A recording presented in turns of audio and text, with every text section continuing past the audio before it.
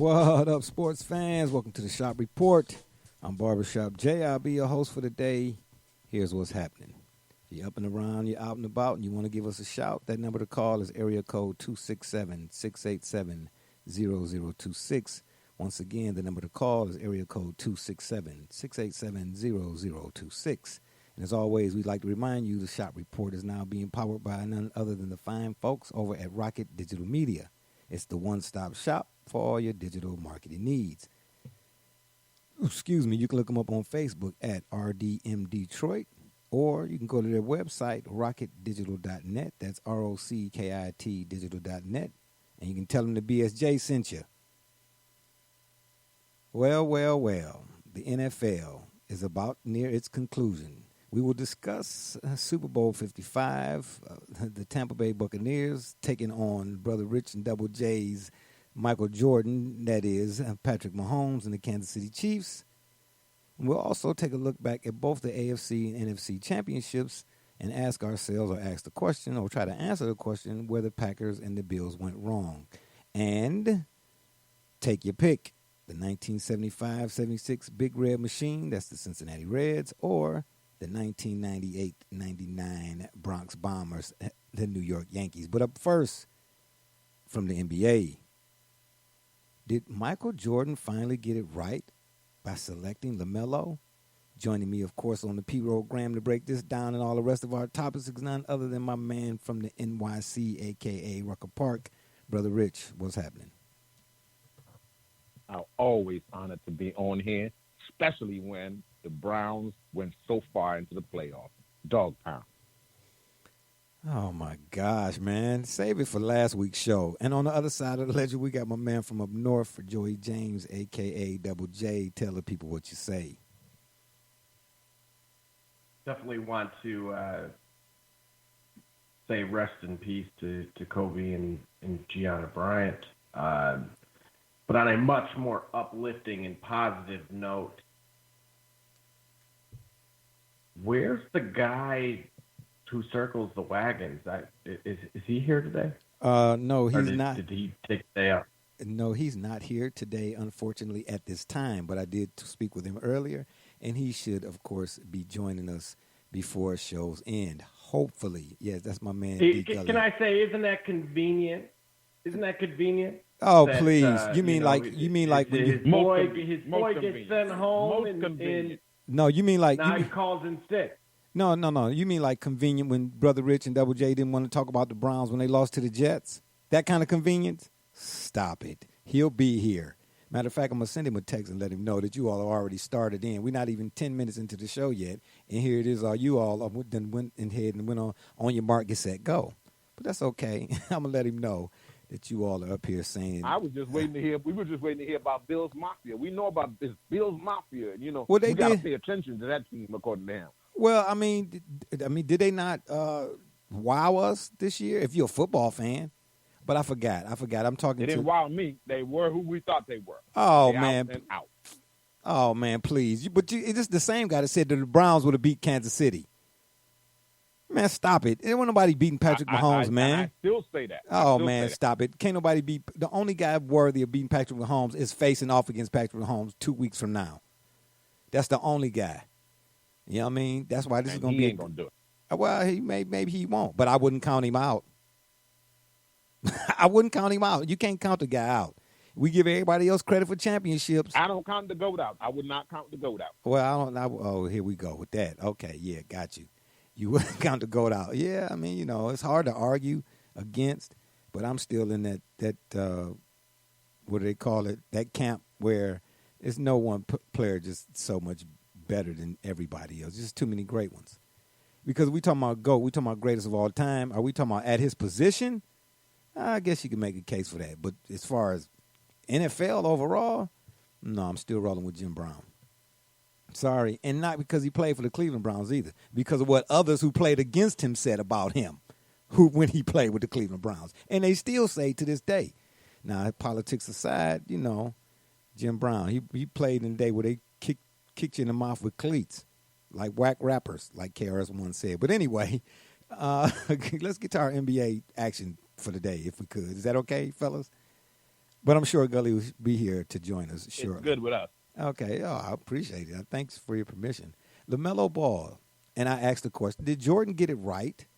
Okay. And I'll mention to you some things that were said so far here in the media. Of course, it's always about the drama. We know that right now, right? We talked about that ad nauseum. But, Brother Rich, do you think, from your perspective, did Jordan finally get it right by drafting LaMelo? Absolutely. Oh, really? The young man has. Absolutely. I mean, Okay. that's an easy answer. Oh, please. It's a question because it sounds like you can give a political answer. Because he is drafted so terribly in the past that just the fact that he finally took the good advice and drafted a player who had real NBA potential this time. Whoa, who gave him that advice? Drafted people on what they. Who gave him that advice? Do you know? Somebody did. Okay. Obviously, somebody didn't come from him because the people he's been selecting have been terrible. So obviously, the basketball people have put together a good team, a good staff. He's probably listening better now to those around him and allowing them to help make some good decisions. Okay. He's finally appears landed a gem in LaMelo. Okay. All right. Well, if you say so. I mean, no, but it is true though. I mean, Jordan's. But I mean, I thought when you said he followed some good advice because you know people. Okay, I thought you was gonna give us you know a rare you know a little extra. You know what I mean? But it's cool. I get you. You know what I'm saying? We will protect any and all privacies of the persons and parties particular to the program. Okay, but yeah, it's no secret that Jordan's draft record is worse than Mel Kiper's. If you read the projections, Worse. excuse me. Yeah, I don't. Yeah, this is why one day we will be getting money, and even though we're not driven by it, but I promise you, because I see that guy and I'm like, oh yeah, our day is coming. But anywho, yeah, Jordan's draft history is quite terrible. But I mean, I've seen without going through his statistics, because you know that's what everybody wants to use as a sole measurement for how good or bad a guy is, and you know it's been posted to Facebook 1,000 times already. I'm been seeing a few games the young fella in, and I'm impressed. I'm not gonna lie to you, because Double J is he? Well, I'm not even sure. You know, again, we talked about the era of positionless basketball, so I just want to make sure you more up to date or up to speed on the NBA than I am. But is he a point guard or supposed to be a point guard? Right, LaMelo? That would be correct. Okay. Well, in the few games that I've seen, the one thing that stands out to me that is NBA is not NBA era specific, if that makes sense. And the complexion of when watching him play, he has true floor general attributes. I don't think we asked the question on this show, and maybe we did, and my old timers is kicking in. But there are a lot of guys in the NBA who play that position. Yeah, I think we did cover this when we asked, was in the era of positionless basketball, you know, how can you say the top five? This we did. But for a guy to have the acronym next to his name, I asked the question again, what player really embodies controlling the game on both ends of the floor? And if we're being honest, it's Chris Paul and Rondo. I see some of those characteristics in him. Double J, what do you see when you watch LaMelo? Well, I see a kid that grew up playing with two older brothers. And, you know, this is also the same individual that he had because of that on its own. You know, this is something you and I and us trio here have discussed offline about the impact that had. But because of that, because of him being the youngest, and at the time being, you know, relatively short, he developed a pass-first mentality. You know, when you're the littlest one out there, and you got big brothers around you, you know, they're demanding the ball. So with that in mind, did Jordan get this right? Well, you know, as they say, you just need to get it right once. Then the more swings at the bat, the better off you are. And as you pointed out on all of his various shortcomings, this is going to pay off big time. Whose shortcomings? Whose When shortcomings? he was 16 years old, being my MJ as an executive. Oh, okay, got you. Okay, go ahead. He was the youngest American basketball player to play a pro game at age of 16. Wait, that didn't belong to Kobe? That didn't belong to Kobe, the youngest? No, according to this, and hold that, the youngest. Okay, hold that thought, though, Jay. Brother Richard, I'm disappointed in you. I was going to say something. Yeah, I'm about to tell you. I'm going to let you know. I was going to say it early, but Double J, I appreciate you shouting out my man Kobe, and Gigi and all the others who lost their lives, unfortunately. But that's your man's, Brother Rich. I left the door open for you to. That was supposed to be your line.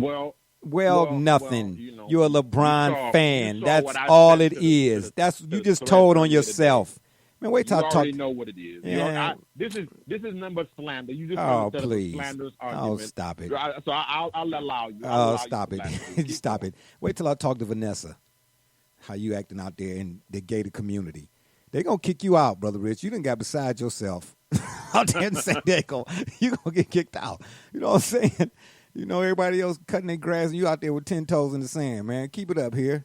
Got a little Vietnamese people, no offense. You know what I'm saying? Because your front lawn is all out of disarray. You man, stop it. You better call Kim Lawn. But yeah, no. Go ahead, Double J. I just thought I'd chide Brother Rich on that right there because he dropped the ball big time, like Tiki Barber. You know what I'm saying? Fumble on the 12-yard line. But go ahead, Double J. I'm sorry. You were saying? Not only that, we've already covered he's the youngest ever when it comes to just playing amongst men, so to speak. Additionally, he's the youngest ever to record a triple-double.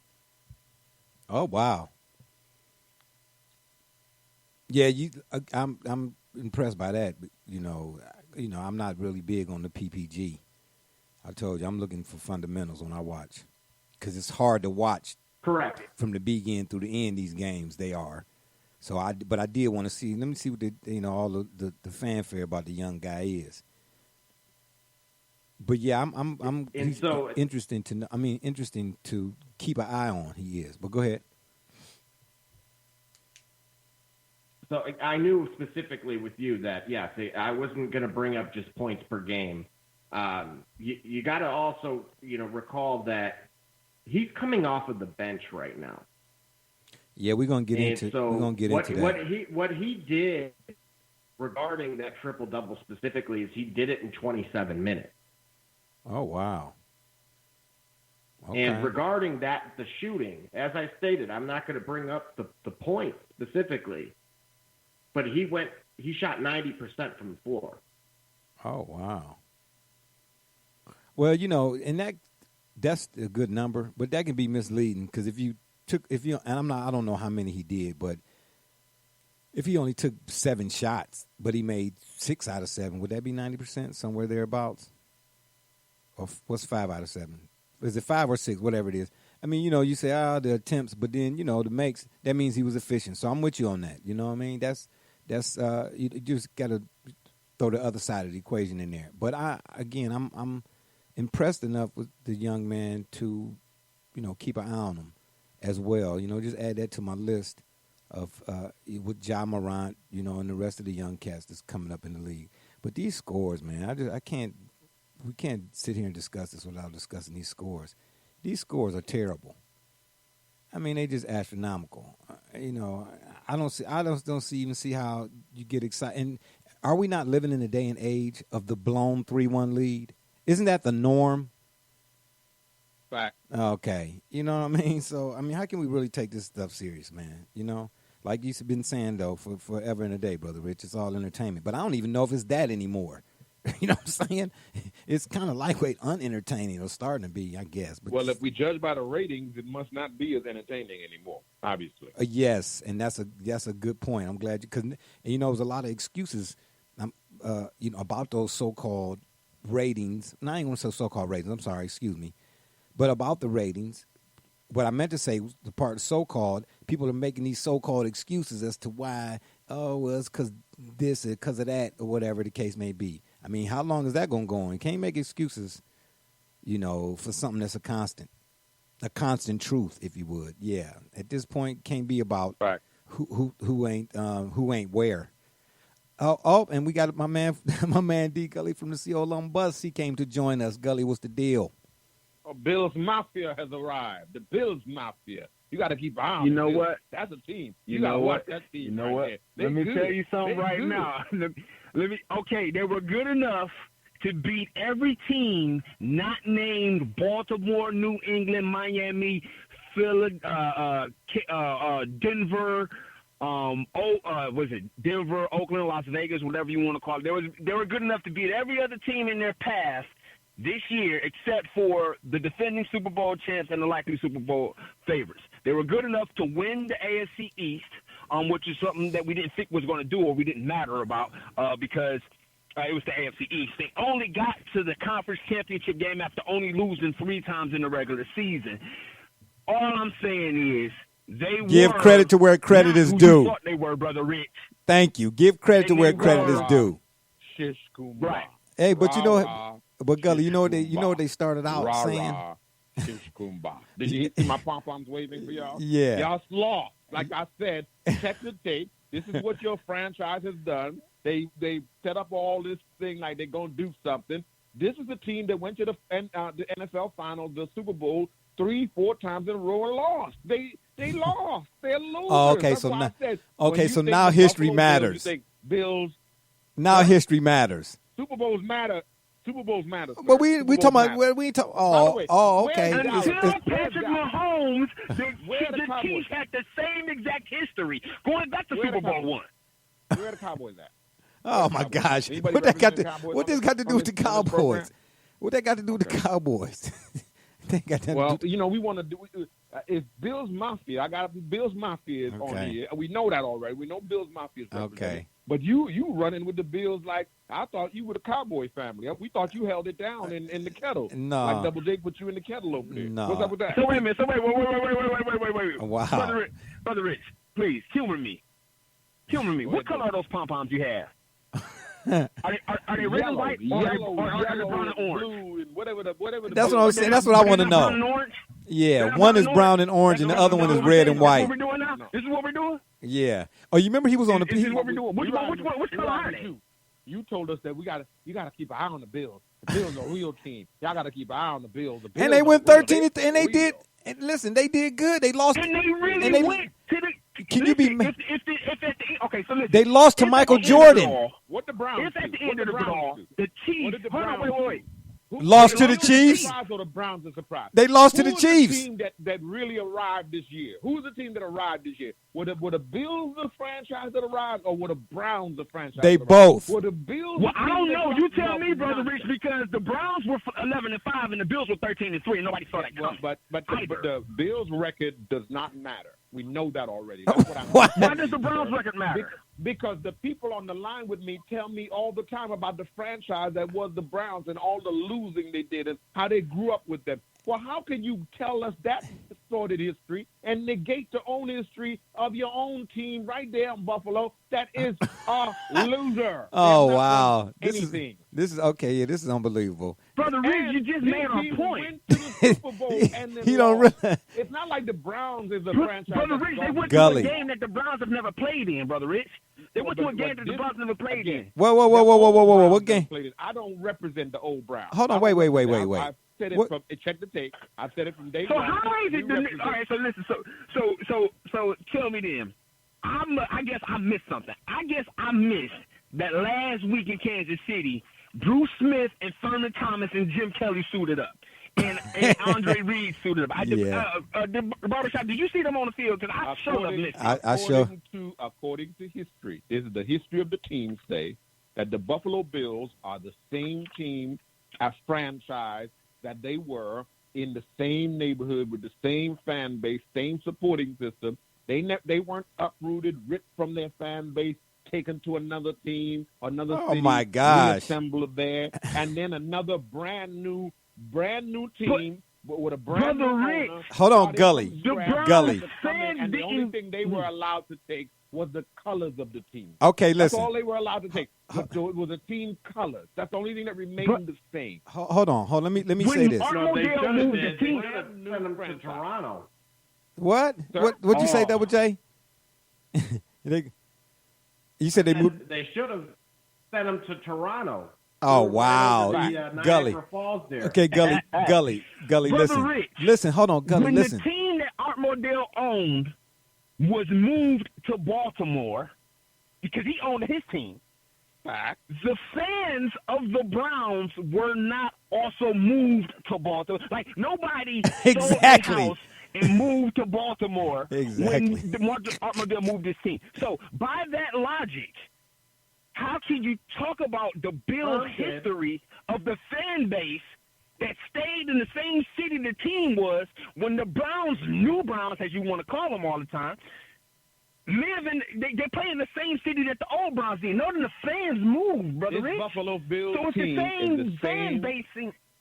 Gully. Buffalo Bills team is the You same don't team understand. that- You see- you that- don't see that what he's doing? O.J. Simpson played for. Oh, This my is the gosh. Same team. They've been in Orchard Park Oh, all my these years. gosh. This is the same team. It's the same team, same exact team. It's Okay, not so a listen. different Buffalo Bills team. Okay. They didn't go out of business for a few years, take 5 years off, and then come back in business. This is a brand new Cleveland Browns operation.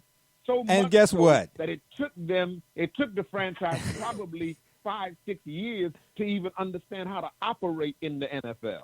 With terrible drafting, Yes. terrible management, Yes. terrible ownership, Yes. going through several iterations of GMs Yes. and coaches and draft Several picks, several and even hundred. to have arrived to let's even say that what you all say is correct. Let's say that it's the same team. Even more so, the case is made because the team has historically been in the doldrums all our lives. Everybody on this platform, all our lives, the Browns have been terrible. Now they're arriving in such a way on a magnificent stage, beating their rivals, coming to the playoffs, and then challenging the Super Bowl champions, the And defending losing champions, to the Super down Bowl to the last champions, minute. just like the Of Buffalo course they Bills. lost, but The Bills lost to the Oh, Chiefs, yes, and the sir. Browns lost to the Chiefs. So let me get this right. No. You're Here's, Bills- no, you're get a Bills this. Mafia too. No, You're in the I'm not Mafia Bills too. Mafia. So Absolutely you not. ain't saying Absolutely nothing not. about the Browns. Absolutely not. You ain't saying Gully. you're Bills Mafia too. Oh, I my get it gosh. now. Oh, it's Oh, my really a gosh. mafia. Oh, I get it. Yeah, I get it. yeah, I get it. got you. All Well, right, guess all what? right. Guess You what? gotta remember, Guess what? You the Browns, there was Chiefs, no Pittsburgh dances Mafia. dances with wolves without Buffaloes to go with the Cowboys. So Oh, that's what it is. Oh, okay. Now So he's the Cowboy. It took you Okay, all of okay, 32 Buffalo minutes to and come up with that Cowboys. one, huh? Okay, Buffalo and Boy, Cowboys. boy, Yes, sir. be Yes, so sir. be Go ahead, so Cowboy. glad. Go ahead, Cowboy. Be so ahead, glad sir. I don't have a toilet flush button. But I'm be getting one. I promise you that. Because that's where all that should have went. But anyway, can we get back to the NBA and LaMelo Ball? Thank you very much. Gully, I was trying to tell you, man, he's ribbing you. You know what I'm saying? Because they can't. Siri. Yeah. Hey, Siri. Yeah. Call security. But anyway, I want to mention some comments that were made that I thought that would be good to bring to the forefront because they kind of go along with stuff we've discussed before, and you see it's like a recurring theme, if you would. But the question I want to ask first, and Gully, seeing how you just joined us, we'll come to you on this. We were talking about LaMelo Ball, and did Jordan finally get it right in drafting him? I'll let you give your comments on that second. But on this, do we think that LeVar Ball, and I'm all for a father supporting his children, but do we think that LeVar Ball will somehow, some way, get in the way of whatever LaMelo may become? And I say that because of some comments that he made. And then I'll read, of course, the comments that head coach Borrego, I'm not sure I'm pronouncing that right, but Hornets head coach Borrego, he made in response to LeVar Ball. To sum up what LeVar said, he said, Melo ain't happy coming off the bench. My boys are not freaking role players. They're superstars. Let them do what they do. The Hornets head coach's response was, If you're turning the ball over 5 times in 16 minutes, that ain't going to cut it for me. If you're doing that on the offensive end, you better be bringing something defensively. He had a stretch where he played extremely well, and we need to find that again. He's got to get better. That's the bottom line. He's engaged. He wants to get better. Imagine that. He wants to get better. He's capable of handling it. Gully, what do you make of LeVar's comments and, of course, the Hornets head coach, Mr. Barago, if I'm pronouncing that correctly? Well, LeVar, you asked, will he? I think you asked the question. If I heard you correctly, you asked the question of will he get in the way of the development of LaMelo as a player. He already has. He already did. He's just done it. If he hasn't done it already, and I don't think this is new from him, so this sounds like he already has impeded the progress, if not of LaMelo, of all of his sons, because of comments like this. He's been as active as he is as a role model, as a father for his kids, being an example of a black active father in the development of his kids. That doesn't, you can't do everything with impunity. He is getting in the way of the development. You don't tell to the national media how your son, who's an adult for himself now, should be used as a player, and you're nobody's coach. You're not Doc Rivers coaching coaching Austin. Right. Okay. You are the parent of a professional NBA player. You are a fan still. No matter how much impact you may have had in him getting there, you are still not the NBA, and you're still not the coach. Everything that the coach said was dead on in terms of, let's say, his opinion. I mean, he's at the practices. We ain't there. LeVar ain't at every practice, and even if he was, while he's entitled to his opinion, you can't list it as facts. He's getting in the way. I believe that the further development of each of his players, I believe that LeVar Ball, with these comments, they're indicative of LeVar Ball being the reason why all of his sons may not reach the heights that they should have. Mm-hmm. Because it sounds like he puts some type of control over what should be done with his team, what should be done with his players, as if it's his team, and that gets in their way. Mm. Well, Double J, Brother Rich, you all, of course, have said countless times on the show, coaching is the emphasis that has come from you. Coaching. So let's look at it, Brother Rich, from the coaching standpoint. What do you make of Mr. Borrego's comments? Were they in line, out of line, or right on time? Well, I have tremendous respect for Gully. I really do. I vehemently disagree with the statement he made as it relates to LeVar Ball. And here's why. Kevin Durant's mother spoke up and speaks up. She's very active on social media. Other athletes, their mother. We just mentioned a moment ago the man who is called unreservedly the GOAT in football, Tom Brady's wife and father, are active and speak up from time to time. If I'm LeVar Ball and I feel a certain thing about my son, why do you care what I think about my son? Why do you care that I think my son is the greatest thing since sliced bread? Let me feel about my son how I feel about my son. That's my son. You see? And if I say that about my son, you the coach, do your damn job.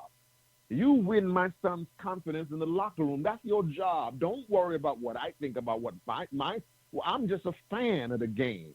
Just like any fan in the arena, I'm saying, put so-and-so in. You don't pay attention to that guy. Why are you worried about what I'm saying about my son? What the hell do you want me to say about my son? That he's a scrub? That he should be on the bench? That he ain't worth an NBA contract? That's what you want me to say about him? No, I should say my son is the best player ever. I should encourage him. And this man has encouraged 2 of his sons to get drafted in the top 3-4 players in the NBA. That's not a thing you do because you just stay at home dad and just bumping your gums. That man got up and ran those hills in Chino Hills with his sons. He ran the road work. He took them to the gym. He worked on their game. He encouraged them here. He encouraged them there. So if he's done this, who knows better what his sons are capable of than he? He feels his son is capable of doing something, so he's encouraging his son from the sideline. They stick a microphone in his mouth and ask him, so what do you think? He just answers. What's wrong with him doing that? Well, why is that a bad thing? Yeah, and that's the crux of it all for me. You know what I mean? If you don't really like the things that have come out of his mouth, then stop asking. They are asking. You put on. He don't look for a microphone. They bring it to him. Yeah, exactly. They brought that man on ESPN. Exactly. And they made LaVar Ball a star. Yeah, exactly. They did that. Exactly. So you created it. The first time I ever saw LaVar Ball on an interview, he was on that show with Shannon Sharp many years ago, before when Lonzo was about to get drafted. Mm-hmm. That's how I got introduced to his attitude and his book. Yep. They brought him on there. Yep. So you can't. I knew him as a father that supported his sons, but they bring him on and bring him to all these sets and give him this and give him that. They did that. Yeah, you can't snatch me up, force me to come to your house, and then tell me to leave. But you know what I'm saying? If that might be a bad analogy. Because he hypes up his son. He's no different than the rap group Public Enemy. What was Flavor Flav's job? He was the hype man. Yeah. He was one of the biggest hype men in hip-hop. Yeah, he made a career out of it, too. LaVar Ball is the hype man for his son. Yeah. He's a hype man for his son. And Magic Johnson bought the hype and drafted his son to the Lakers. And now look at his other son who is living up to the hype. So far, Lonzo hadn't lived up to the hype, but this young man is apparently living up to the hype because he comes out in the draft class that's not as strong. So he's one of the better players in this draft class. So the father is saying, my boy ready to start. Well, what's wrong with that? What's wrong with him saying that? Well, how is that damaging my son if I say that he's ready to start? Yeah. I see. Because the coach cited specifically why he felt like he wasn't ready. Well, but listen, in the coach's response, he was very.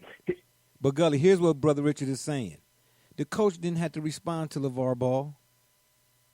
He didn't have to respond at all. He don't have to answer to that. But what he said, why? Why? Listen, because who is LaVar Ball? LaVar Ball don't run nothing.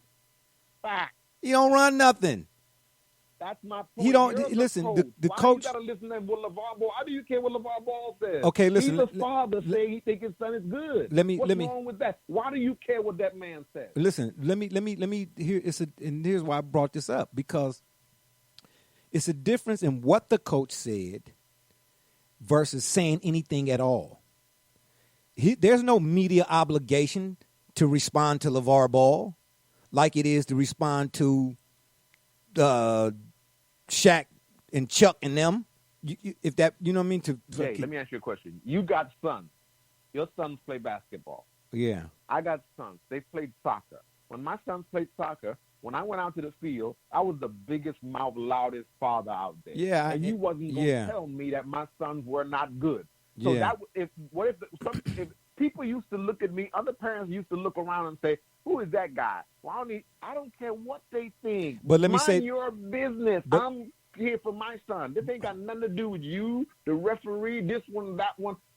So what is wrong with LaVar Ball standing on the sideline saying, my boy ain't no bench rider. He's supposed to be starting. But listen, Brother Rich, let me say this.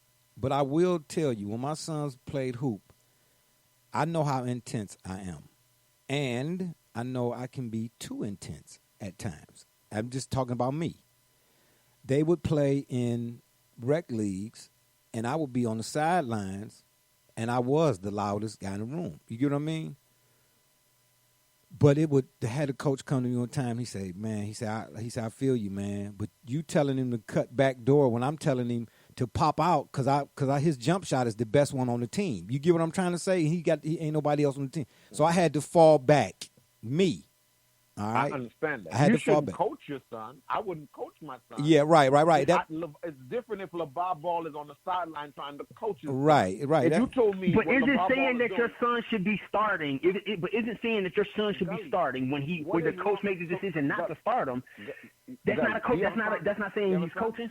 Of course, I got 2. You have a son? I got 3 kids. Okay, That's my point. Yeah. So that's my point. So if you got a son, your son is on the basketball team, your son is on the soccer team, your son is on the football team, and you go to the game, and you're watching your son, and somebody come up to you and say, "Man, Gully, what's up with your son?"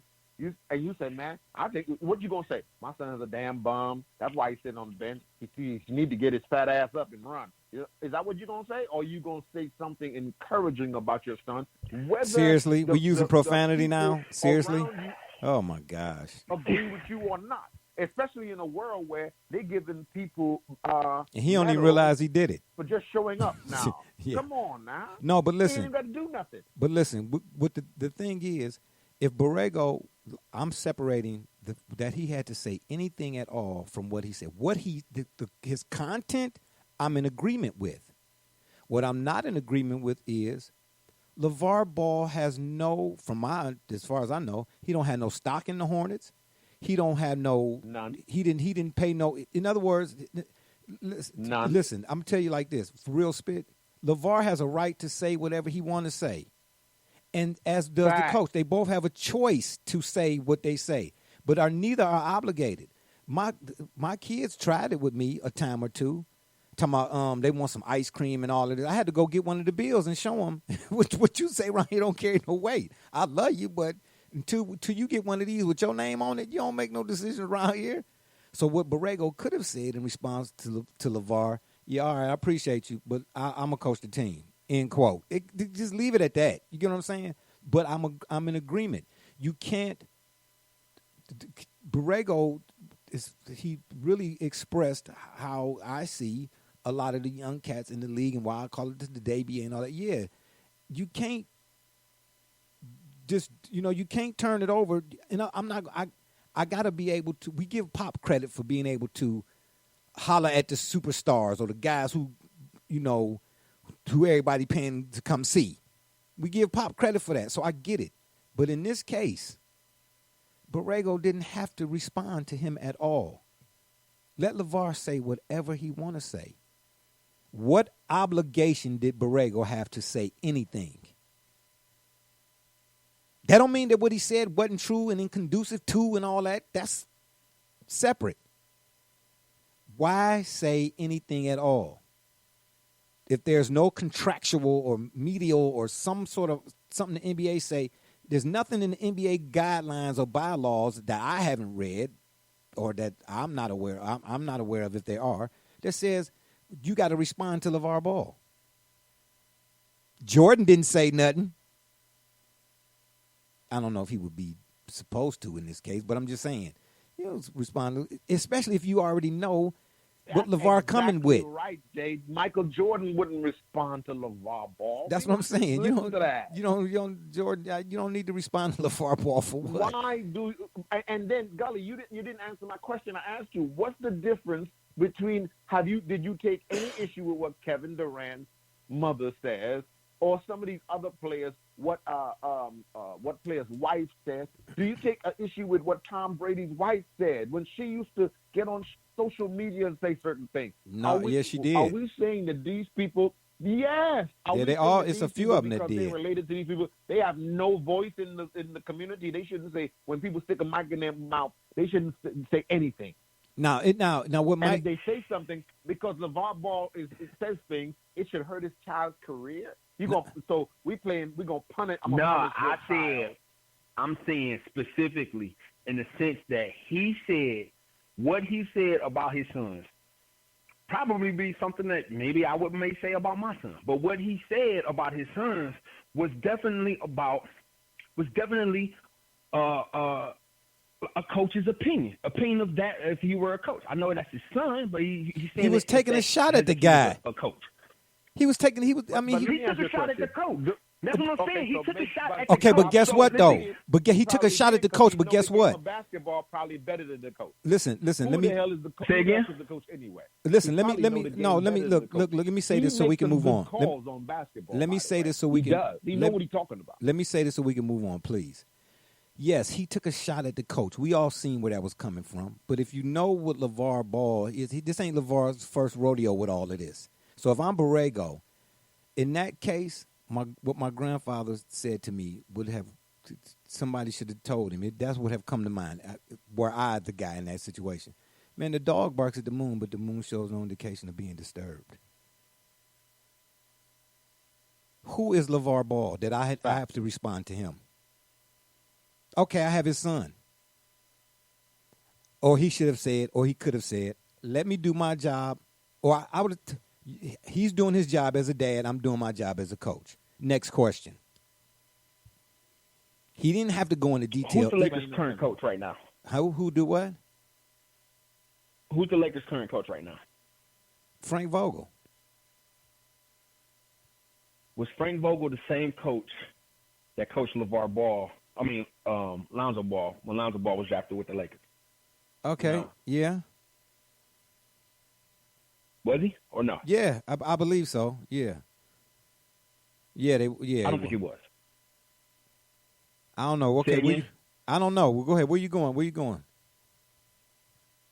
Well, LaVar Ball has been LaVar Ball this entire time, like you said. LaVar Ball has made comments like this entire time. I mean, he's a very opinionated person. I ain't trying to take that away from him necessarily. Yeah. But you seen that Borrego shouldn't have responded. Well, the I other said he coaches didn't have in the to. NBA that had coaching jobs, I said he didn't have to. respond, and they didn't keep their jobs either. Yeah, but okay, but it was probably a whole assortment of other factors. We talking strictly in this context. LaVar Ball was LaVar Ball. The coach would have made LaVar Ball look even stupider, if you would, by not saying nothing at all. You're not worth my time. Who does the coach have to answer to? Who's responsible for the coach having the job or the coach not having the job? Michael Jordan. Okay. Double J, you want to weigh in on this? Because that's if I'm Borrego, that's the only dude whose opinion that carry any weight. And again, yeah, I mean, that's separate from what the coach actually said. There are elements in what he said that I am in agreement with. Let me be clear. But saying anything at all, I'm going through my papers and I don't see where Adam Silver said or Michael Jordan said, "Oh, this job is contingent on you responding to LaVar Ball." But go ahead, Double J. What were you gonna say? Yeah, I mean, generally speaking, the things that we can't see are what happens kind of behind the scenes. So we don't know if LaMelo, because his dad is the mouthpiece.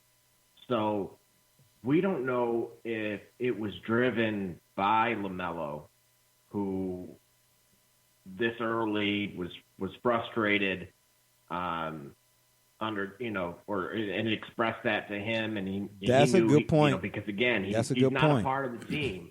So that's a good point because LaVar can say what LaVar wants. Nobody controls LaVar. So, but wait a minute. Are you suggesting that maybe once this happened, maybe they were at home over eating pizza, and LaMelo may not saying he did, but just throwing it out there because that is a different thought.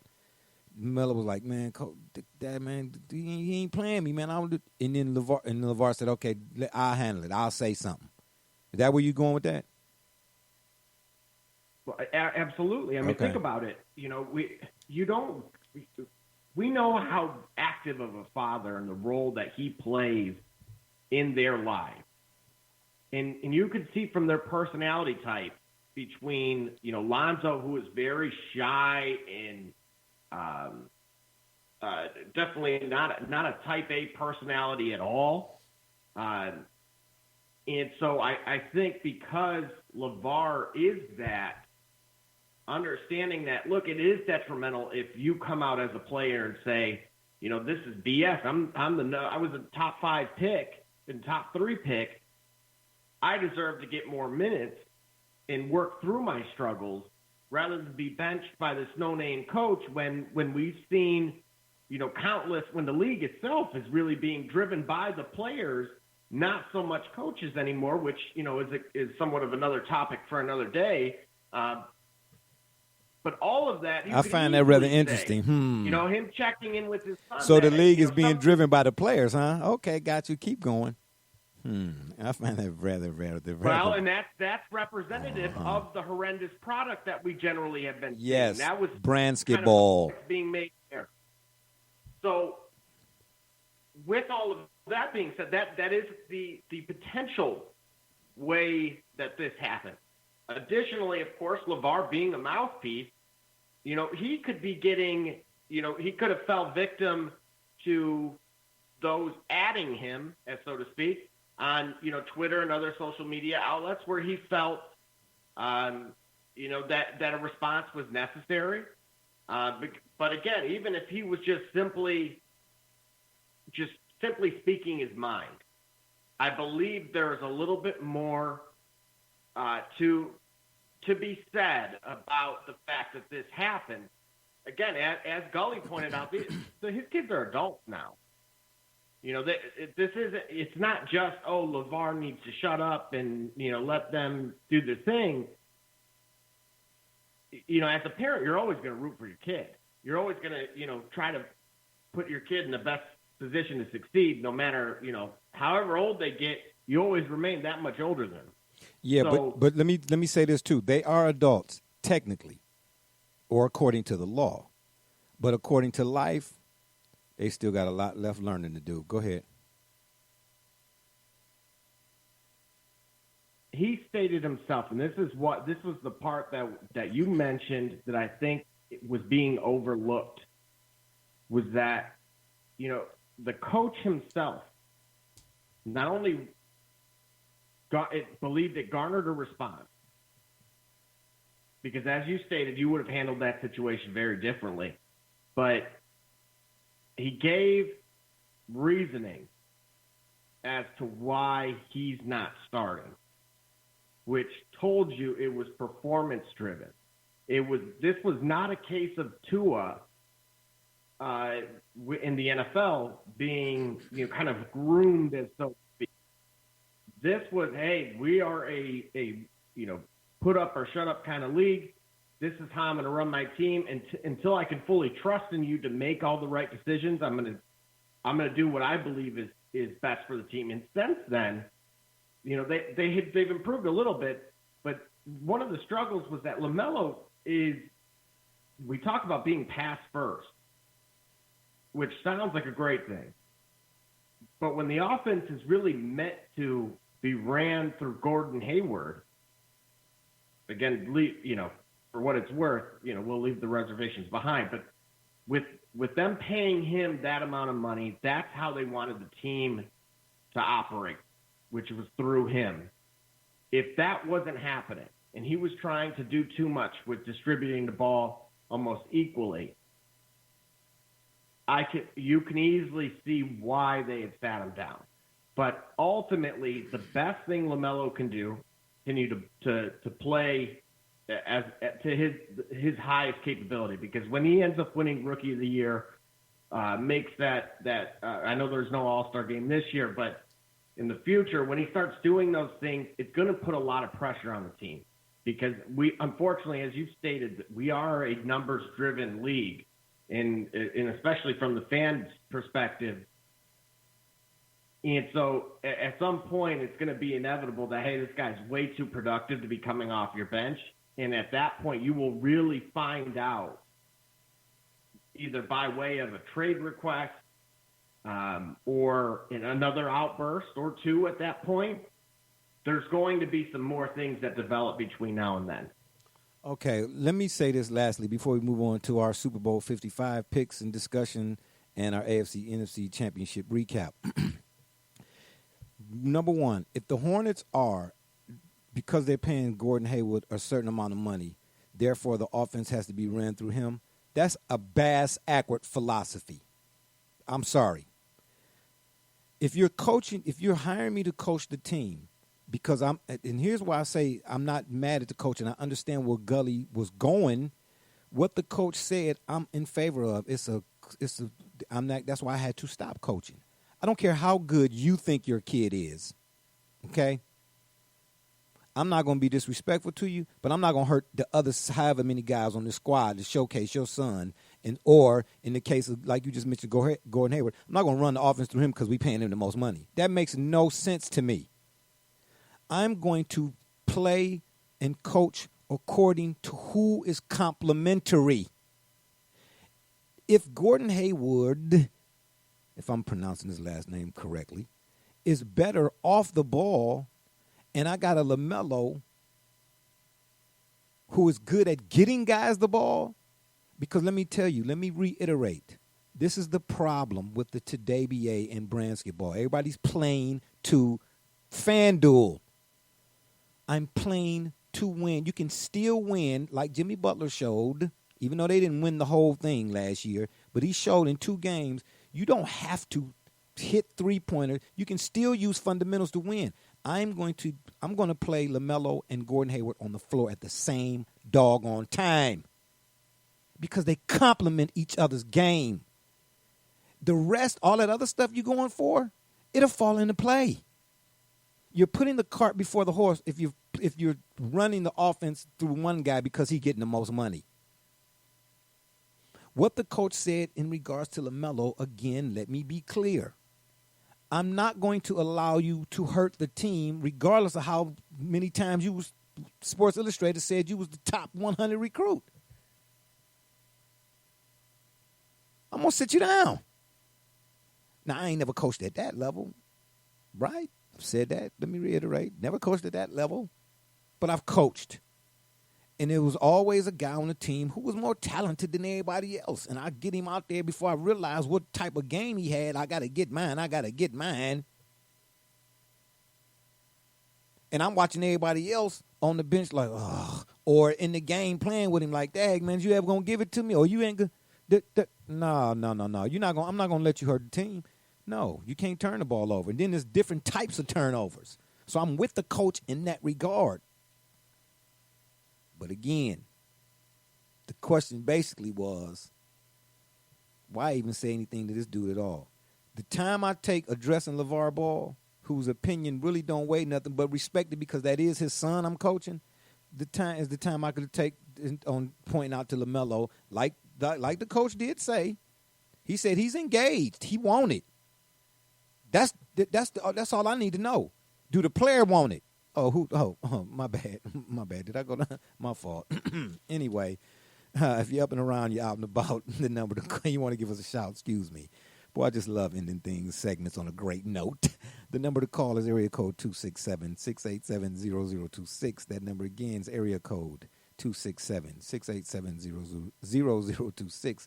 And as always, the Shot Report is being powered by none other than Rocket Digital Media. It's the one-stop shop for all your digital marketing needs. All right, fellas, let's talk about this Super Bowl 55 double nickel. I remember the double nickel that Jordan put up in the garden.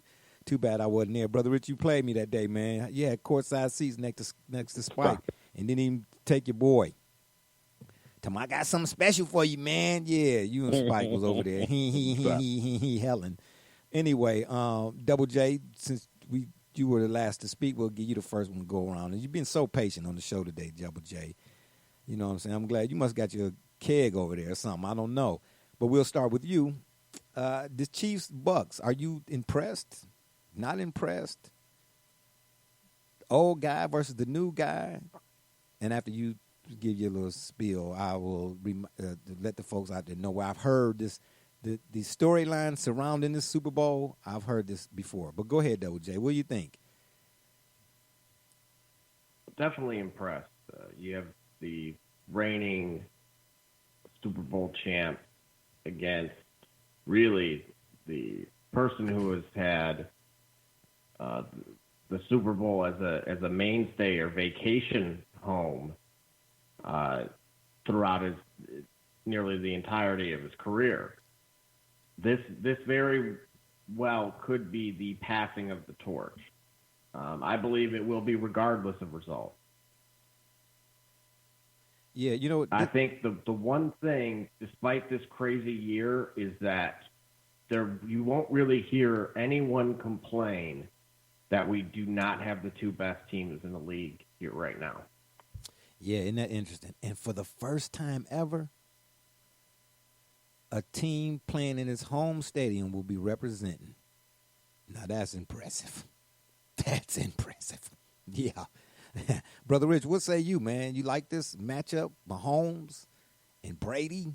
I love this matchup, but this game, Oh, I here have we a go. sneaky suspicion we will go. not even be close. That What? Jordan is about to put. Oh, man, stop. This is Stop. Listen. No, I'm not going to listen to this. I'm not going to listen to this. No, I'm not going to listen to this. Because you call him Michael Jordan, but you say the Browns could have beat him. I'm still having trouble with that. Of course, it's a team game. Oh, it's a team game. Okay, well then Tom Brady got a team too. Football is any given Sunday, sir. But you Football is okay? any So given so Sunday. if you know that, any given Sunday. Okay, if you we know just that, have to come up to the bar one time. Oh, one please. time to beat them. Okay, well, so here's what I'm telling you. Here's what I'm saying to you. So I'm then saying how's to you there a that but? in the Super Bowl? How can it be any given In the Sunday Super Bowl, but? Because I don't believe that the components of the Tampa Bay Buccaneers are the same as the Cleveland Browns. I don't believe that. I believe that They got Tom Brady. The Tampa Bay Buccaneers. You can't They're count him only there out. because of Tom Brady. No, I'm not counting him out. I'm absolutely not counting him out. Oh I'm my gosh, saying Gully, are you here? Gully, you hearing this now, right? You hearing I'm this? saying that Patrick Mahomes is just that good. He's just that good. Okay. I have a sneaking suspicion this might not even be close. But you okay? This might not even be close. Okay, so you saying he's Might so not even good? be close. What, 55-7? He gonna put up. He This gonna do might one of not Joe's be numbers, close. 55-16. Save the tape. Oh, This may my not be gosh. close. Man, This may stop not it. be close. Gully, what The say young you? boy is ready to take his throne. This young man is not to be played with. Yeah. He's not to be trifled with. Yeah, Brother Rich. I heard- Reminds me of another young man who left us today a year ago. These are Oh, dope. now you want. This is Now you want to young pay dope. homage. Yeah. Oh, stop it! We've been in the shit 42 hours late. Stop it! I heard the car horn in the background. I think your rider's there to pick you up. It's the gray van. You know what I'm saying? Because you're talking crazy right now. Gully, what about you, man? What you like? You like this Super Bowl 55 matchup? Is this like the matchup of all matchups, maybe? Brady? Absolutely. I mean, I absolutely love this matchup. These are two complete teams, and as far as quarterbacks are concerned, Why you had to throw that in there? Why you had to say clear. Why you had to say these are two complete teams and put emphasis on it and then put a pause with a semicolon and then continue? Man, you ain't slick, man. Brother Rich, did you hear that, Brother Rich? No. You know yeah, why? Yeah. Because you know why? Because listen. Because Tyreek Hill is going to be the X factor for whatever happens with the Chiefs. If the Chiefs win, that's impossible. He's not. If that's the Chiefs impossible. Win, it's going to be because of Tyreek Hill. That's impossible. Okay. That's impossible. That's impossible. According to Double J and Brother Rich, Tyreek Hill. According to Double J and Brother Rich, Tyreek Hill is a bum. I've seen enough of him. No, did you hear what I I've said? seen enough of him. Did you hear what I said? In the division. What'd you say now? Did you hear what I said? I said what you said about Tyreek. Yeah. What you said about Tyreek Hill is impossible, according to Double J and Brother Rich. They think Tyreek Hill is a bum. You went down to visit some of your boys down in South Beach again. Huh? They your Miami of Hurricane. They fans. think Tyreek Hill is a bum. Hurricane players. Again. I'm gonna pull the tape. Yeah. I will pull that tape. They said, especially Double J. Oh, he went on and on and on. He was sitting in his drop top, drinking some moonshine. Oh, it was just wine. Tyreek Hill. Oh, boy, please, he's a bum. Then Brother Rich was like, facts. I was like, oh, okay. You know, and that you didn't come to the show that day, Gully. So I was outmanned, outnumbered, outgunned. Gully, you know the favorite pastime of his please. favorite team down in Miami, right? He was down hanging out with the boys in Miami this weekend. Okay, he didn't go to Carolina. Okay, he went to Miami. So you and Double J didn't say that about Tyreek Hill. You didn't dismiss Tyreek Hill because I think I asked. Absolutely not. Okay, so no one dismissed Tyreek. Oh, stop it. So then why did I ask the question when it comes to quarterbacks? Remember I said Bernie Kosar, and you're like, oh, here we go. We're pulling up Bernie Kosar from 1944 out of a gram. Oh, y'all went on and on and on. He said an NFL quarterback is either the victim or the beneficiary of the talent surrounding him. Oh, I got lambasted by you two. Yeah, by you two, Siegfried and Roy. Consistent attempt to diminish the skill set of this young man. I'm not. Everyone is looking turn into the modern day best player, a phenom. We're watching a phenom in present time, and you continue to try to diminish this man's gifts and talents by certainly pointing out that he has gifted people around him. But nevertheless, we're saying that I'm on record for saying football today, and you continue to deny that. You continue to say on record. It's a system, anybody could do this. I didn't say that. I didn't say that all. Plug and play. Yeah. The van is waiting for you outside. He's gonna show you. Hurry up, the meter is running. The Super Bowl. Yeah, hurry up. Show you. Yeah, hurry up, and the meter is running. Check the tape. The meter is running. Program listeners, check the tape on who said at the beginning of the year that we would be right here with Kansas City again, and this young man. Oh wow, that was hard to call. And talent that would take them back. Yeah, but guess what? See, this is what I mean, Gully. Did you hear what he just did? Right. This is why they're gonna make flip-flopping an Olympic event, because of these two right here, Siegfried and Roy. You hear what he just did? 4 weeks ago, he said that Baker Mayfield and the Browns could beat Patrick Mahomes, but now, going up against Tom Brady, it's going to be a blowout. Man, stop it. I'm a Browns fan. Oh, man, please. Yeah, let me know when reality get an invite.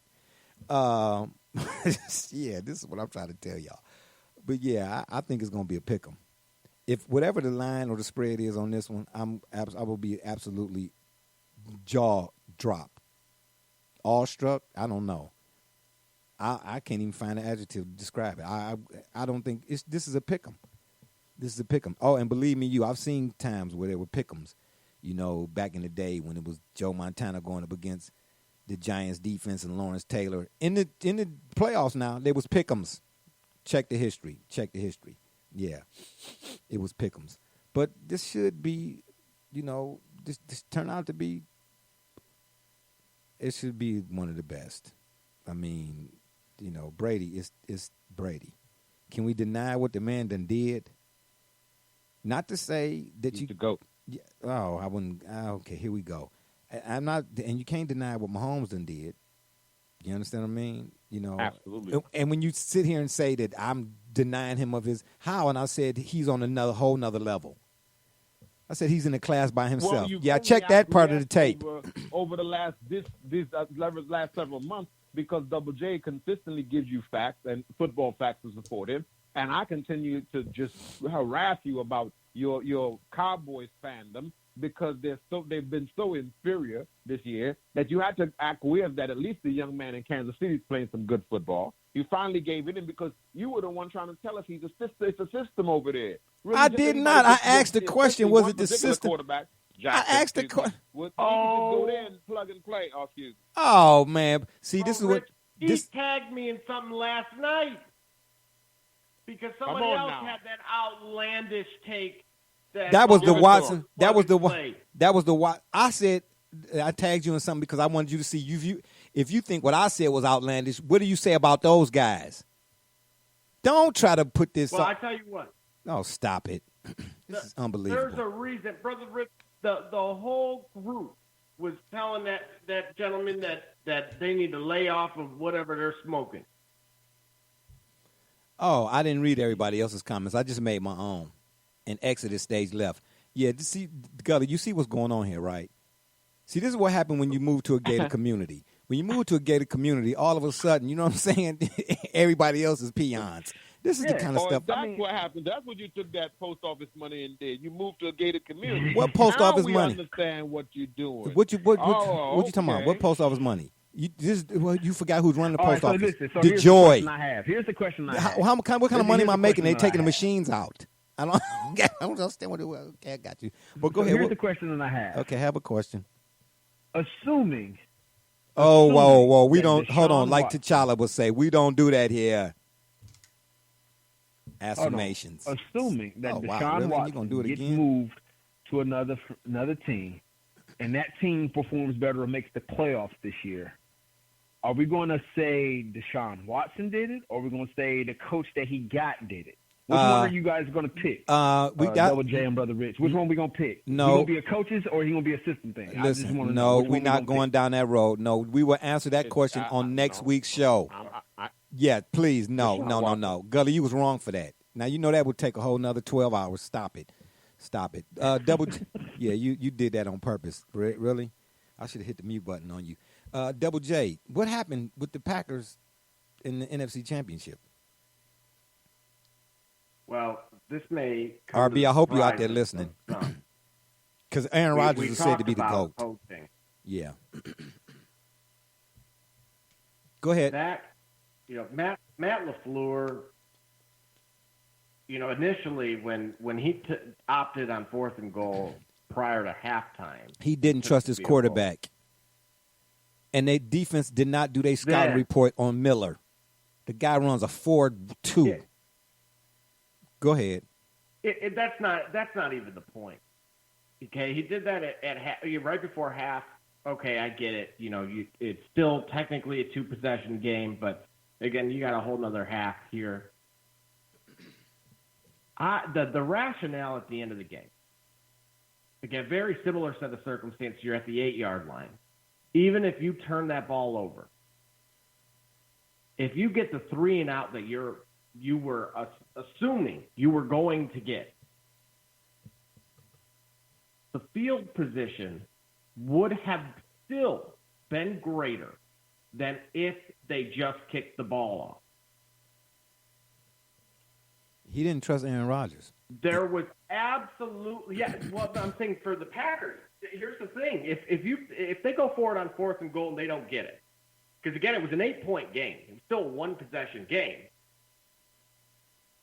If they don't get it, and Tampa takes over and they get the 3 and out, which is what he said. That was his rationale as to why he kicked the field goal, to make it a 5-point game. Even if you kick that ball off and you don't, of course, attempt the onside kick, even if you just kick it off, they're not going, it's going to go out of the back of the end zone. They're at the 20, not the 8. You talking about Tampa Bay? Yeah, absolutely. If they don't convert that first down like he wanted from the 8-yard line, they're still not at the 20-yard line. I get it. It was a complete lapse of judgment. I get on it. his end.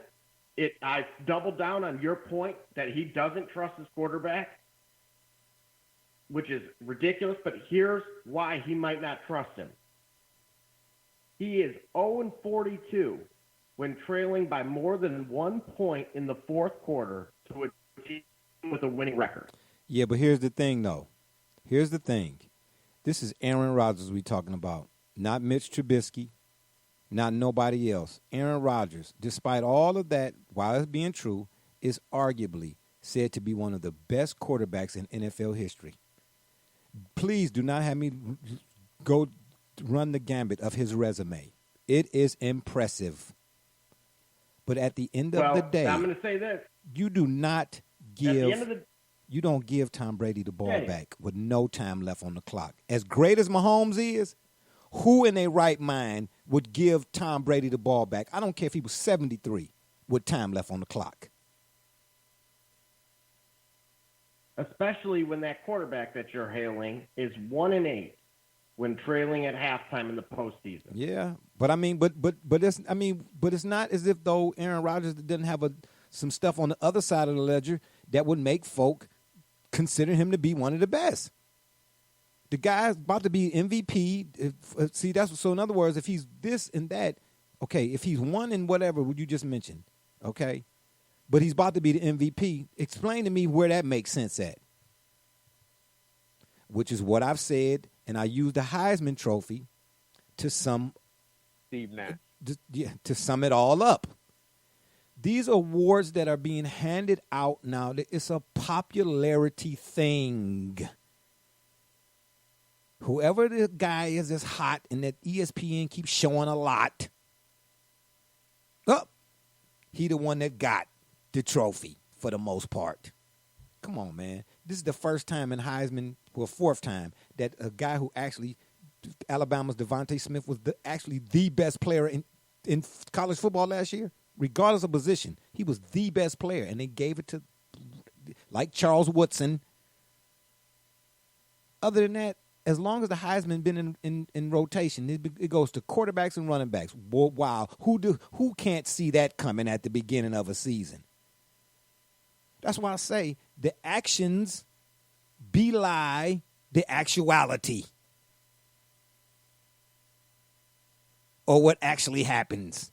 Who receives? That's why I'm not buying this. He's 1-99 over here in a category that matters, but over here he getting ready to MVP. So who's judging what? Oh, do we got the Major League Baseball writers, who, by the way, are not voting anybody into the Hall of Fame? And you expect me to sit here, not with you all, people that's listening, to debate you about who was who and who ain't and what a GOAT is? Seriously? There's no such thing.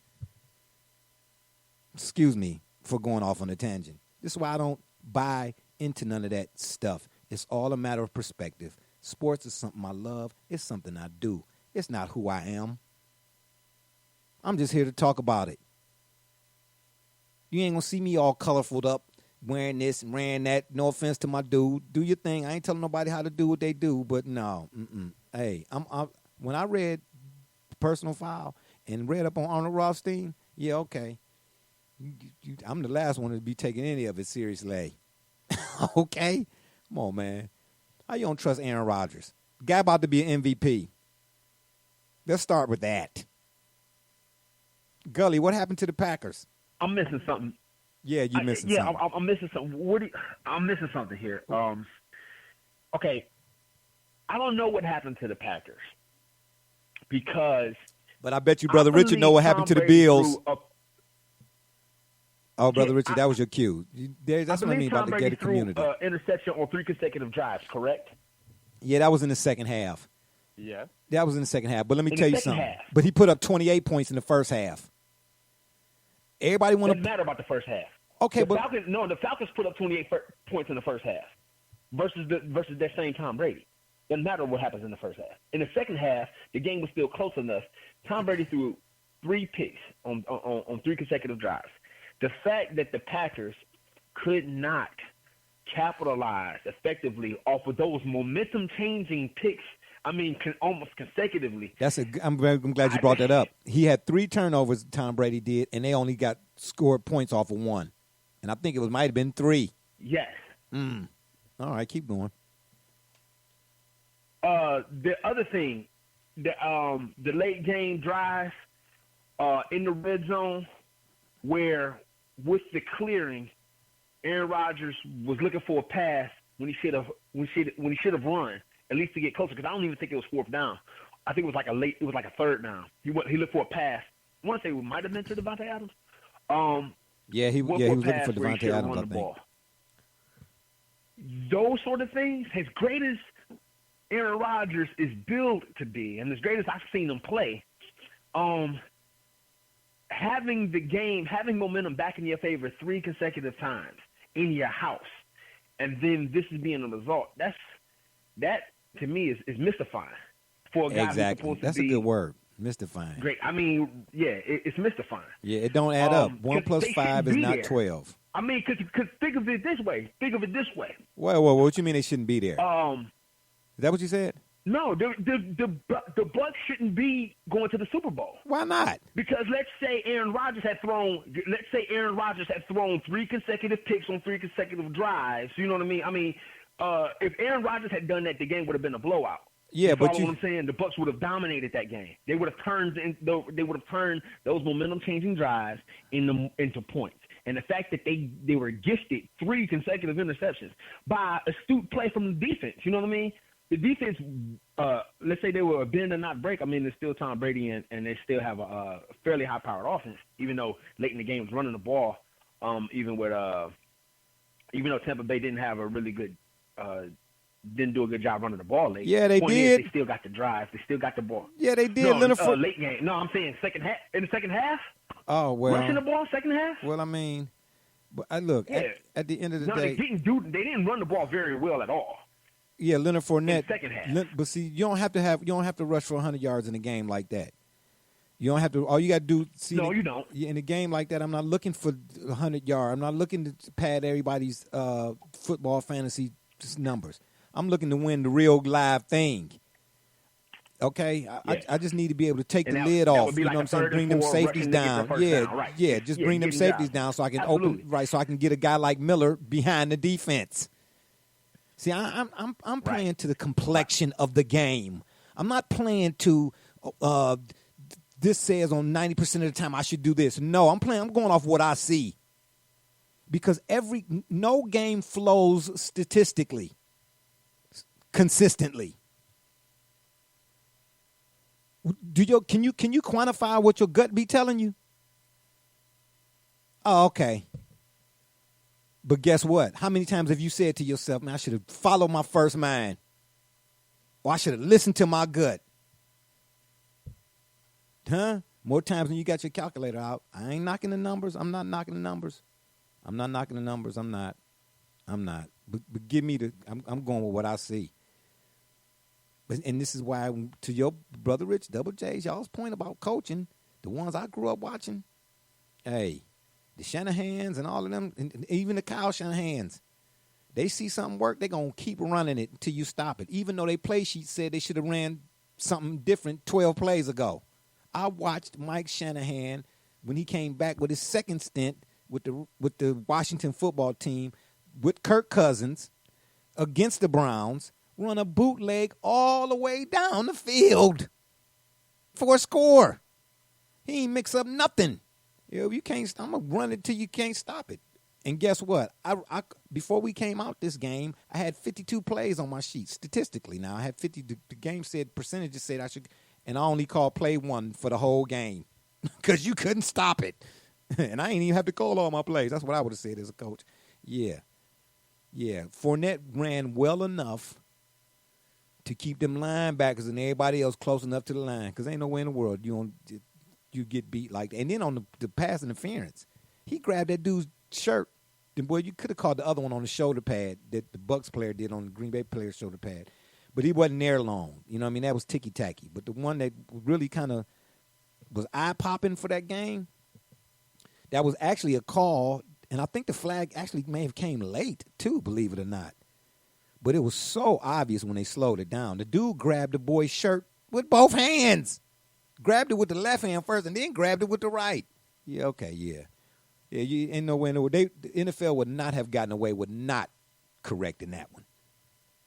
It would not. Hey, at the end of the day, man, you just can't give Tom Brady the ball.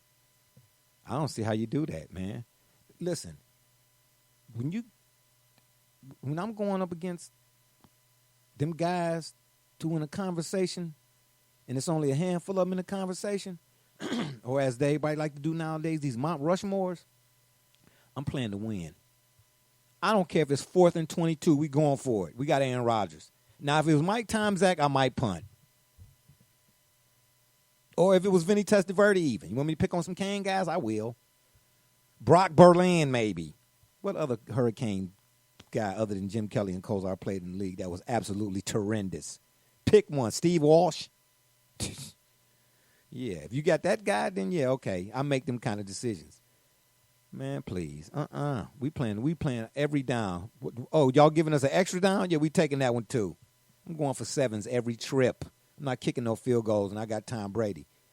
And we seen Tom Brady with less than – man, we done seen what Tom Brady done did. We done seen what Tom Brady done did, man. I'm just saying. Brother Rich, what you say? What you see? What about the Packers? What happened? Well, I'll tell you what I saw. I saw that one guy is a real leader, and the other one is a good football player. That's what I saw. Tom Brady, and this is why I said, and I know I agree with you on the quote-unquote conversation, but since it's in the atmosphere, it's in the ether, and people are discussing it, one can understand why you would look at Tom Brady and say, that guy right there, no matter what you want to say about him, that guy is a fantastic football player, and perhaps he's the best quarterback we've ever seen.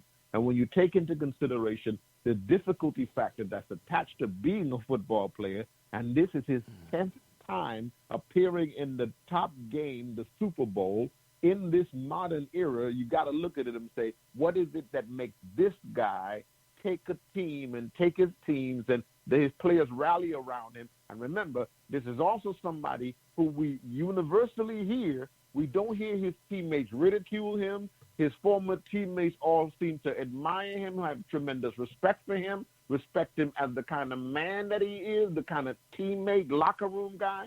And we know that he performs on the football field, and we see him in his attitude and his disposition that he is absolutely serious about what he does. So you have to take all of these things, and then when you look at the other side of the field, you say, well, wait a minute. That guy looks like he knows exactly how to throw the football, and he knows what to do. So I heard this saying in the barbershop in Cleveland one day. You may recognize it, Jay, that one of your family members used to say, well, if we are going by record sales, Vanilla Ice is the best rapper of all time. Exactly. And that was my barber because, yes. Exactly. So I don't just take it that because Aaron Rodgers may have racked up records and he got records for this. What are the intangibles that tells me that when I watch Tom Brady, I'm watching something that the other side of the field just doesn't have that. And I'll close with this. This is why some of us believe that Kobe Bryant represented with Mamba mentality and what he brought to us and what he gave us, that was the closest thing to the passion, the drive, the willingness to force his will on every team that he was playing, as we saw in none other than Michael Jordan.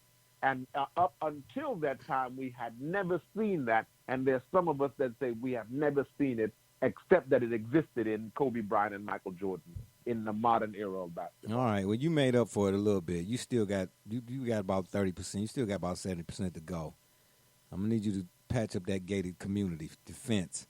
But I'll say this. This is the thing about Tom Brady. Yeah, absolutely. This is the thing about Tom Brady that levels the playing field and will always level the playing field next to athleticism and talent. Cerebral. It's cerebral. We said this before, and it's tried and true. I outthink you, right. I win. Who won the race, the tortoise or the hare? Okay. Does that fit here? All right.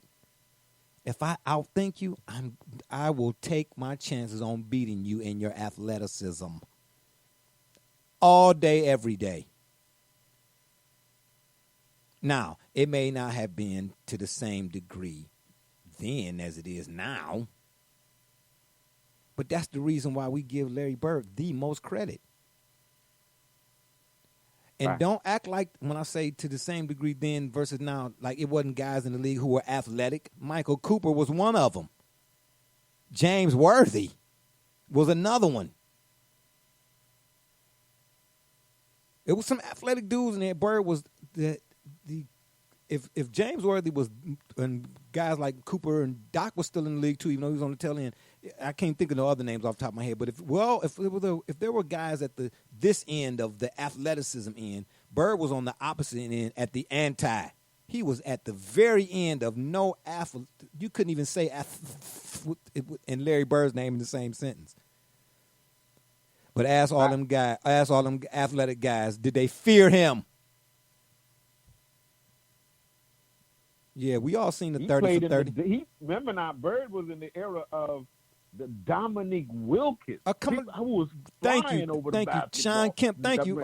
Thank you, Brother Rich, for adding that. Come on now. Yeah, come on. That's what I'm trying to tell you. And what made Bird equal to? But here's the killer part. Bernard King was in Bird's era. Bernard King, oh my gosh. Who would light you up. He was playing against the Denver Nuggets. Alex English. And give you 150. Alex English, yes, that scored. Won the scoring title, I believe. Give you 155 points. Yeah, and 6 give up times in a row, something like that. Yeah, they could do it like that. Yeah. So they was getting buckets, beat up and still getting buckets, unlike today. But anyway, what made Bird on their level? Or in some, because listen, Dominique was a dog in his own right. Clyde Drexler was a dog in his own right. The guys Worthy and all, they was dogs in their own rights. But, man, to a man, they would tell you they did not want to see that dude coming in the gym. That is Larry Bird. Tom Brady was the same way. He couldn't beat you in a foot race at Michigan. if you see a picture of him at the combine in Michigan, you would offer him a sandwich.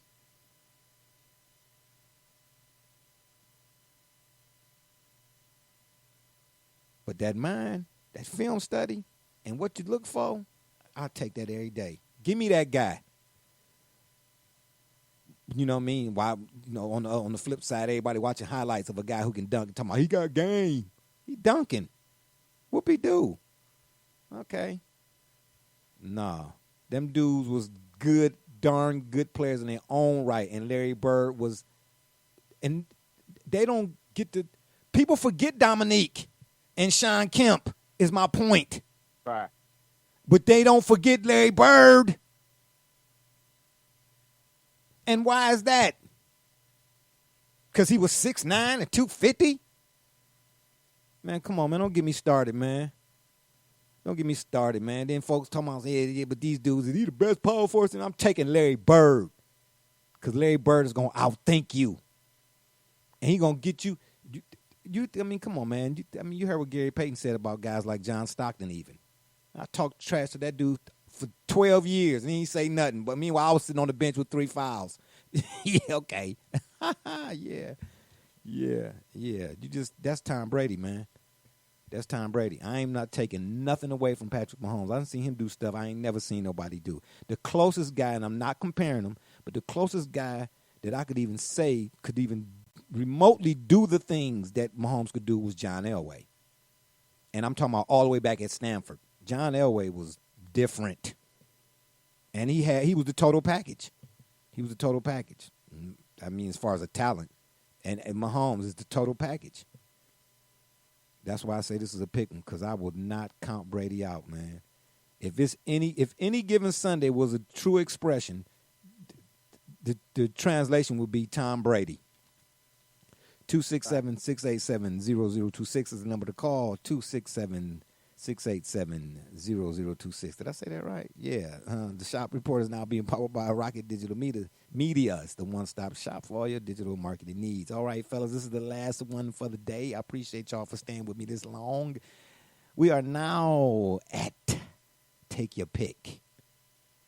And this week's participants, it's the Big Red Machine, the 1975-76 Cincinnati Reds, featuring my boy Joe Morgan and a host of other cats, the Pete Roses and so on and so forth, or the 1998 and 1999 New York Bronx Bomber Yankees. Gully, who you got? Excuse me, take your pick. The 98-99 Yankees? Yes, the 1998 and the 1999 New York Yankees, both years. Because I'm doing this 1975 and 76 Big Red Machine, of course. Oh, man. Okay. You ain't do no homework, I see, huh? Okay, I got you. Nah, man, not for that one. Not for this okay, one, that's all right. That's all right. No, that's all right. I got you. You're talking about 2 years, man. I mean, the recency bias would say that the Yankees, the 98 and 99 Yankees, it was the 99 Yankees. No, that was the year before the 2000 Yankees that beat the Mets in the World Series, in the Subway Series. 99. 99 was the year that they beat the Mets I don't know, in the Subway Series. Okay, I believe it was 99. They beat the Braves. They beat the Braves in 98. Yeah, they beat the Braves in 98. And they beat the Mets in 99, and beat the Padres in 99. Oh, was the Padres? No. They beat... No. Yeah, Tony Gwynn. Yeah, the Padres? Yeah, it was. Was it the Padres? Yep, they beat the Padres in 99. What year was that they beat the Mets? But was that 2000? The Subway Series? The Mets, that was 2000. Oh, okay. 2000, all right, I yes. got my years mixed up. Yeah, but that night. Hey man, I'm gonna have to push, man. You got to come back it's to all me good. on that. It's all good. It's all good. That's what we're here for. Man. That's why I come up with the things that I come up with. You know what I mean? We call brain teasers, Brother Rich. Yeah. And can you do so unbiasedly? Well, My God, I can't do. Well, that was the point. That's wrong to ask me to do it unbiasedly because I'm gonna say the Yankees. Because whenever the Yankees win and when what it means to the city and what it has meant historically and what they represent. Oh my gosh! It is the pinstripes. Come on, man! It is. Yeah, I thought. Yeah, Yankees, see what I'm saying? This is what I mean. On. Yeah, this is what I'm talking about. Double J, we're gonna come to you on this one. Yeah, please. Yeah, laugh at that. This see what I'm saying, man. Now you know Gully, right? He be on Hey, both it's sides of the the street. Yankees. It's the Yankees. Yeah, Man. okay. Come on, man. Okay, I got you. Double J, who you got? The Big Red Machine or them Bronx Bombers, 98, 99? And again, Well, I'm not talking about the way that you 98, kinda 99 set that- season. I'm talking about the 98 season and separate the 99 season. Go ahead. What were you going to say? Yeah, just the way the order there, I'm going to double down for the Rich here, but a little bit different rationale. Here's the thing. Both of these teams were projected to win about 108 games that season. Only one of which actually overachieved, which was the 98 Yankees. Being that they basically, from a win percentage, they both pretty much pushed with where they, were level there. And then runs scored, which is really about the only kind of parallel you can draw between different eras. Cincinnati, of course, they had the offense as much as they had the defense positionally. They had 840 runs with, I believe, Boston that year was second with 796. Meanwhile, the Yankees had 965 and Texas had 940. So, again, it's very, very difficult when it comes to picking these particular two. Speaking of defense, the Reds only allowed 586 runs, which would be fourth, I believe. I want to say that's all time. Yeah, wasn't Bob Gibson on that staff, that pitching staff? Yes. Yeah. I'm looking at it, and now here's the thing: the Yankees, of course, the old stadium, old Yankee Stadium was a pitcher's park, while the Reds play certainly in a hitter's park. And so it wasn't like any of this stuff is extreme here, but the difference in my rationale when it came to picking, because, when you think of that Big Red Machine team, it is star-studded, basically top to bottom.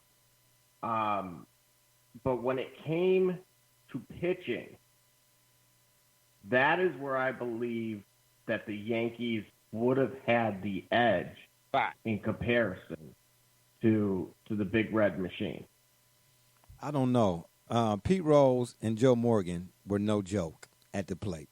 I'm just saying. But let me read two little tidbits before we get on out of here about both the Yankees and the Big Red Machine. First, the Reds. The Big Red Machine is said to arguably be the most dominant squad in National League history. And the Reds hold the distinction of being the last National League team to repeat as champion. On the Yankees side, they won the World Series 4 times in a row, twice. Now, this, of course, is in the early 1930s, 40s, and 50s, so forth, but still, twice. And they also hold the record for the most appearances overall in the World Series at 40.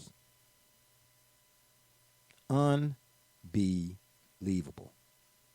And then I want to add this as well. I don't hate the Yankees, right? They got a lot of players I respected over the years. And two of my favorite players that I ever watched play for the Yankees, of course, was Mr. October and Thurman Munson.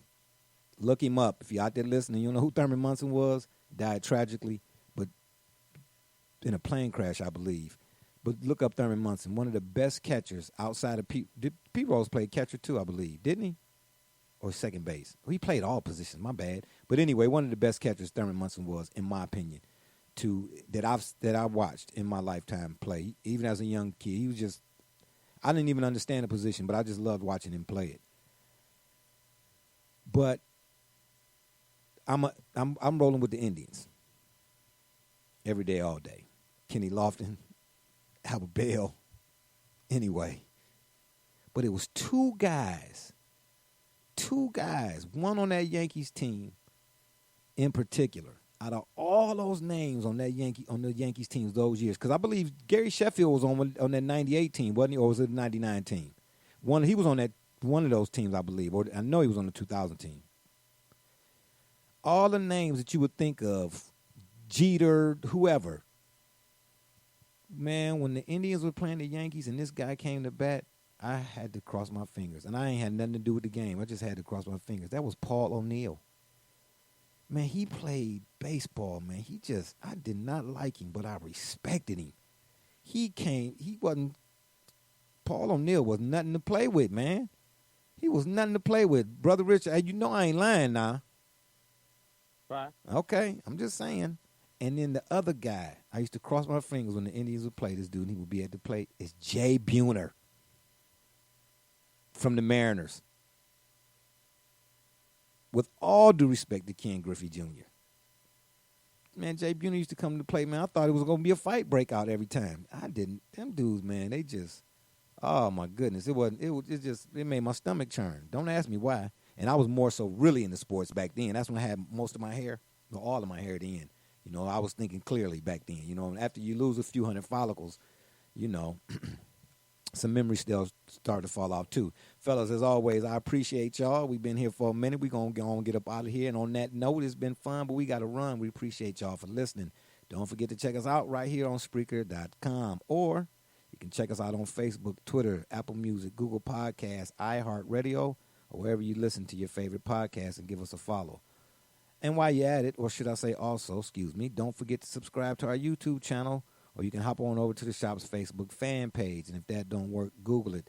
And again, I'd like to remind you all, while I get my script here, the shop report is now being powered by none other than Rocket Digital Media. It's the one-stop shop for all your digital marketing needs. You can look them up on Facebook at RDM Detroit, or you can go to the website, rocketdigital.net, ROCKIT digital.net.